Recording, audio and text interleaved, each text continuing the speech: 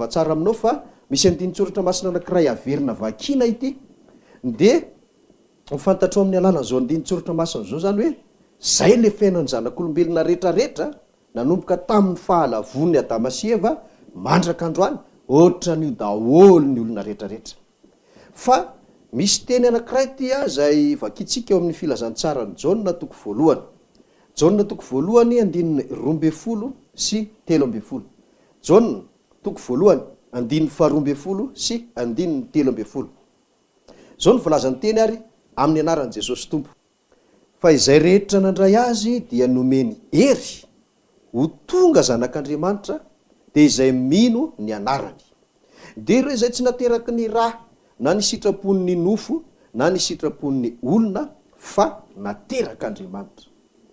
Mazava be ty tenin'Andriamanitra ity zany hoe misy sori-dalana zay napetrak'Andriamanitra ho an'ny zanak'olombelona rehefa hita fa lavo zanak'olombelona.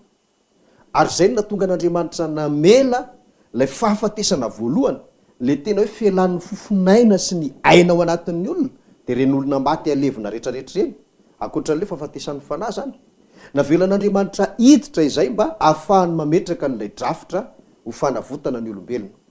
Dia tsy averintsika tsomo moa le hoe inona nataon'Andriamanitra fa efa fantatsika atao anatin'ny fampianarana rehetra izany fa ny azavaiko zany dia zao misy ny atao hoe mandray an' Jesosy dia rehefa nandray an' Jesosy dia tonga zanak'Andriamanitra satria nomeny hery dia miavaka amin'izay zany eto hoe inona natao hoe zanak'Andriamanitra dia nazavainy tsara hoe tsy nateraky ny rà tsy nateraky ny sitrapon'ny nofo.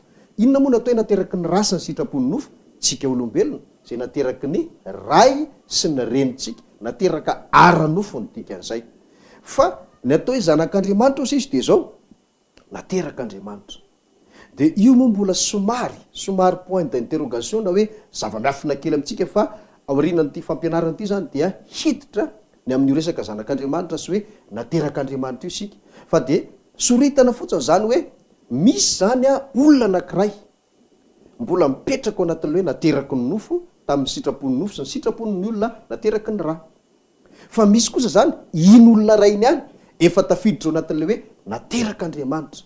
Inona mahatonga azy miaina ao anatin'izay porofony ty andinitsoratra masina ity aloha io andinitsoratra masina ray eo vakitsika any amin'ny Jaona toko 7 Jaona toko 7 dia andininy 9 Jaona toko 7 dia andininy 9 amin'ny anaran'i Jesosy zao ny vaky ny teny izay ateraky ny nofo dia nofo ary izay ateraky ny fanahy dia fanahy.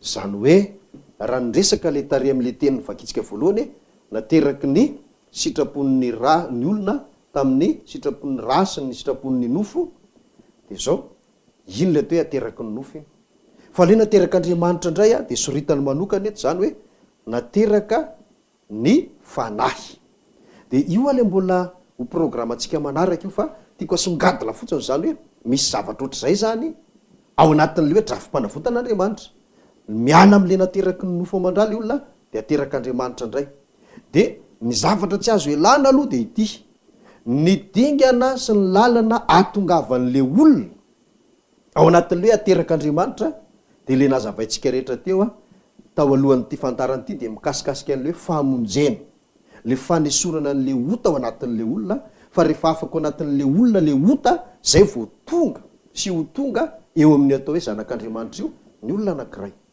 Dia ahoana moa le fanesorana an'le ota efa nianarantsika tamin'ny alalan'ny rà an' Jesosy mila mino an' Jesosy dia efa nianarana daholo zany dia ny fibebahana anjerevantsika farany fanamarinana efa jerentsika daholo zany rehetra zany ka ireo zany le anisan'ny dingana tsy maintsy diavin'le olona zay vao tafiditra ao anatin'le hoe haterak'Andriamanitra izy fa mbola ho resantsika manaraka ino iaho fa androany zany dia ampisehoana aminao sahady sy ampahafantarina anao sahady hoe toy inona amin'izay le fiainan'ny olona rehefa hoe naterak'Andriamanitra izy ampitaitsika amin'le hoe ohatran'inona le fiainany tamin'izy mbola le hoe andevon'ny ota olona mpanota. Dia vakitsika aloha ity tenin'Andriamanitra anankiray ity ary mba ahafahantsika milaza an'izay le olona aloha raha ohatra ka mbola tao ambanin'le hoe fanandevozan'ny ota dia tadiditsika angamba ity tenin'Andriamanitra ity izay vakiko indray mandeha ao amin'ny Romanina dia ny toko 7 dia ny andininy 4 ka hatramin'ny 7 zany azony vakina daholo. Romanina 7 andininy 4 ka hatramin'ny 7 fa ity zavatra ray ity zany no vakitsika fotsiny de ny andininy 20. Romanina 7 andininy 20 zao ny volazan'ny teny ary amin'ny anaran'i Jesosy manao hoe fa fantatro fa tsy misy zavatra tsara mitoetra atao anatiko de ato amin'ny nofoko fa atao anatiko ihany ny fikasany saingy ny atateraka ny tsara no tsy ato. Aleo tonga de bangona tokana hoe ny andevon'ny ota zany de zay sitrapon'le ota ihany no ataony ka na manana safidy ary zay za tsy tianao an'le sitrapon'le ota tsy mahazo tsy afaka satria andevo. De ny dikany de zao na tianao ny tsara le izy araky ty andiny tsoratra masina mivakitsika ity de tsy vitany ntsony le tsara. Zany hoe ny olona andevon'ny ota, ny olona mpanota de iny le voaresakitsika hoe zanaky ny devoly ny olona iny dia tsy mahay manao ny tsara. Fa rehefa tonga am'le zanak'Andriamanitra indray izy de manahoana indray ary ny fiainany. Vakitsika ihany ny tenin'Andriamanitra ao amin'ny Jaona 1:7. Epistily indray ty fa tsy filazany tsara. Jaona 1:7 de ny andininy 7. Jaona 1:7 andininy 7 de zao ny vakiny teny ary amin'ny anaran'i Jesosy Tompo. Zay rehetra naterak'Andriamanitra no tsy manota satria ny voany mitoetra ao anatiny ary tsy mahay manota izy satria naterak'Andriamanitra. Mifameno amin'ilay resaka nampianariko anao farany mombamomba an'le hoe fanamarinana izy ity le hoe tsy marina le olona tato de novaina ho marina. Tena misy fanamboarana mihitsy fa tsy hoe le izy tsy marina ihany de ninina taony de amarinina fotsiny hoe mahazo fanjakan'ny lanitra ihany na ninna. Tsy izay le izy fa tena hoe novaina mihitsy le olona raha mainty izy ohatran'le ohatra ndraisika de novaina fotsy, raha fohifohy novaina lavalava fa saingy le izy tsy any am'le loko sy any am'le alavana fa tsy marina izy de novaina marina. De inona ny vokatra lehibe azon'izay de ny anarantsika hoe fahamasinana. Ny fahamasinana hoy ato amin'ny fampianarana iny hoe amarinina fotsiny le olona de masina ho azy izy fa tsy mila hoe tadiavina ezahana be fa masina ho azy izy. Inona ny antony? Zay nge ty tenin'Andriamanitra ty izay naterak'Andriamanitra ho izy no tsy manota. Tary izy le tsy mahay manao ny tsara na tianao ny tsara ary tsy mahay fa ito kosa zany tonga de hoe tsy manota. Inona ny antony? Satria ny voany mitoetra ao anatiny ary tsy mahay manota izy satria naterak'Andriamanitra. Inona moa mahatonga azy tsy mahay manota? Le otany tsy ao ntsony. Inota inge mitarika ny olona anota foana de na tsy te hanota ary le olona de manota ho azy. Fa atondray zany le ota efa tsy ao ntsony. Rehefa miala le ota de tsy hain'le olona ntsony le manota ary tsy ao anatin'ny sainy ntsony le fitsiriritana te hanota. Zay le fiainan'le hoe zanak'Andriamanitra tsy mahay manota satria naterak'Andriamanitra. Ka ampitaitsika vetivety ary hoe ohatra ninona ary le olona raha ohatra ka hoe mbola nateraky ny nofo mbola ao anatin'le klasy voalohany. Ohatra ninona indray izy ary ohatra ka hoe ao anatin'le klasy faharoa ateraky ny fanahy. Voalohany ary ao anatin'le hoe ateraky ny nofo de zao avy. Ateraky ny nofo aloha izy de mazava loatra fa nofo izy. De io nofo le mitondra le fahafatesana ho an'ny fanahy ao anatiny de nofo izy zany zay. Inona no anatin'ny nofo io? Otany ao anatiny io.